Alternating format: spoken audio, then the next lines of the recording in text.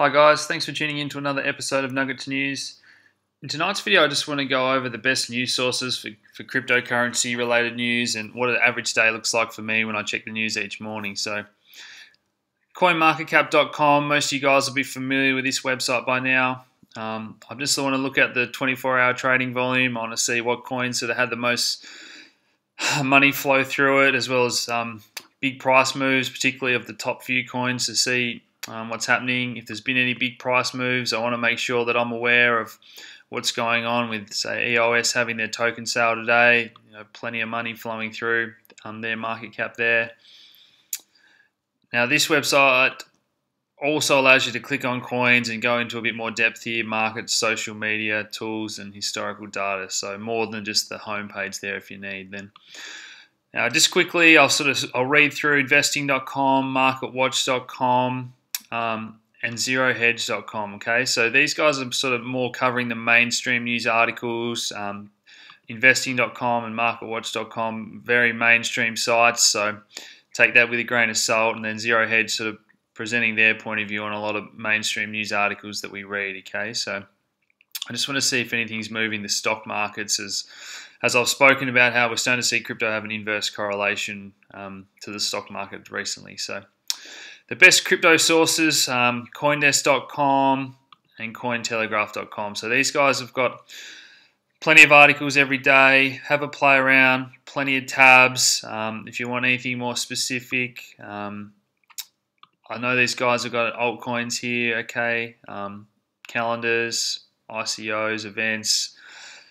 These guys will often have similar news articles, but at the same time they'll have things that are different from time to time, presenting different points of view. And like I've spoken about before, if you're reading a particular argument or you want to find out about something that's going on in the crypto space, try and read a couple of different points of view and form your own opinion if you can. So now, Bitcoin on reddit.com. Reddit's just a fantastic place with plenty of contributors. So Bitcoin's been around for years now.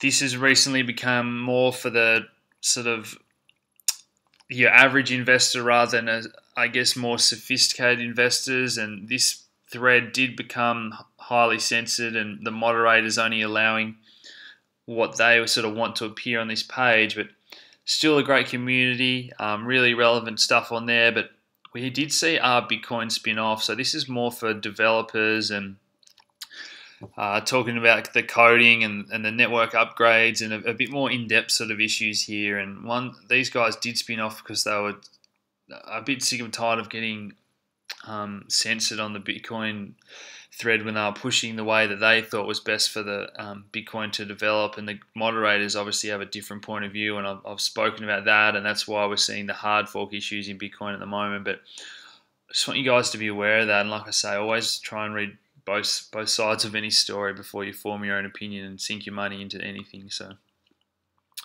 obviously the second biggest coin by market cap, and the coin that I probably think is going to go to number one eventually if everything goes to plan and has more sort of real world uses, but Ethereum. Okay, so the Ethereum Reddit's for anything that's non-price related discussion basically. So news and apps and developments and whatnot. But if you want to talk about price discussion and technical analysis and market moving events, the ETH Trader Reddit's the place to go. And there are general cryptocurrency trading Reddit threads as well you can join. But again, these communities are, a lot of the time, they're very bullish. And as you get into smaller coins and different Reddits, I want you guys to keep in mind that anything you read on here is going to be from like-minded people. So a lot of people are only going to subscribe to I'm just using Litecoin as an example here, but this applies to any of the smaller coins. So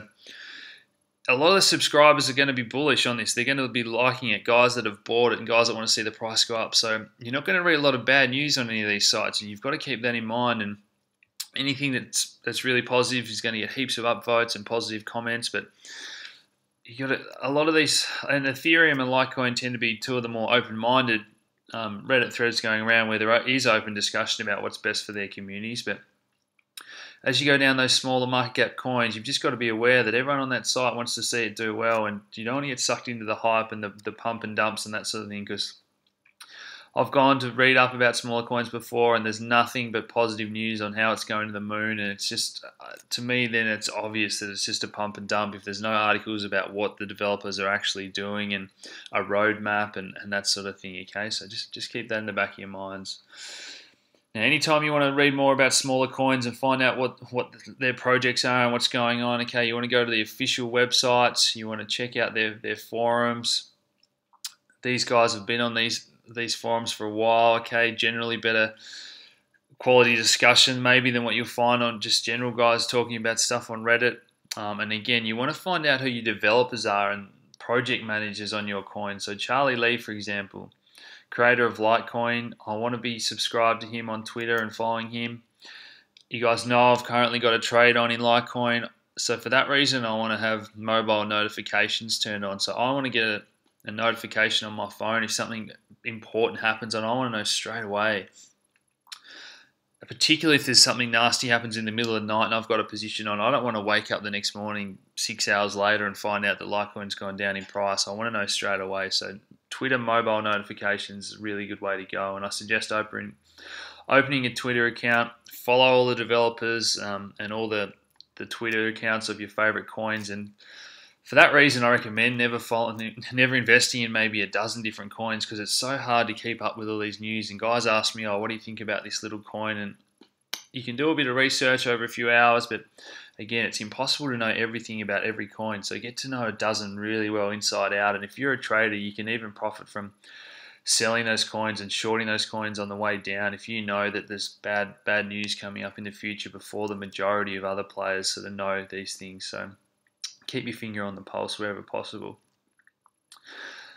Now, Google Trends is another good tool I like to use. So I want to always compare whatever coin I'm looking at to the big market cap coins. And as we see here, we sort of see a bit of life and a few more people searching for what Litecoin is. And that to me is a sign that we're gonna see a run up in price. And just another good tool to use when you're trading or investing, to know where we are in the cycle of things. Okay. Now, the final thing I just want to mention is YouTube. There's so many good channels on YouTube these days. A lot of the time, the good quality channels will appear on Reddit as well and get upvoted, and their videos and discussion about their channel will appear on here as well. So now, I might even make this a separate video, the best YouTube channels, but there's just so many. If you're into cryptocurrency mining, okay, there's mining channels. If you just want daily news, there's a few good channels. Plenty of stuff about charting. Andreas Antonopoulos is one of the oldest guys in the Bitcoin space who does some like really long talks and just educational stuff. So there's just too many to go over in one video, and I know I like to try to bring you guys the most relevant market moving events, as well as my sort of education from my financial background to apply to the cryptocurrency space. But there's just so many guys out there, and find ones that you like and that you feel are helping you and right for your current level of development in the cryptocurrency space. Okay, so I hope you guys found this helpful. I've really enjoyed doing some one-on-ones over video chat recently to help guys that are just new to charting or trading, or even if it's just setting up an account and they're first getting into this and they want to know the basics. So please get in touch on the Crypto Australia Facebook page if you'd like some one-on-one guidance, and thanks to all the chatter that's going on there. It's becoming a great community, and thanks for tuning in, guys.